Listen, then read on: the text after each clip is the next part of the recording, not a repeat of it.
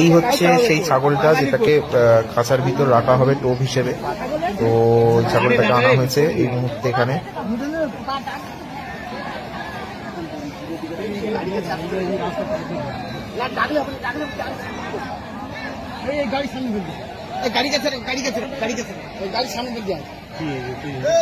এখানে ঘুমপাড়ানি গুলি নিয়ে বন দপ্তরের কর্মীরা, ঘুমপাড়ানি গুলি সহ বন্দুক আর কি নিয়ে বন দপ্তরের কর্মীরা রেডি রয়েছে।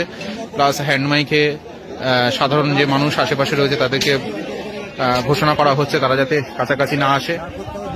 এখানে খাঁচা তৈরির জিনিসপত্র চলে এসছে, এরা অলরেডি নামানো হচ্ছে, খাঁচাটা তোলা হবে বাঘটাকে।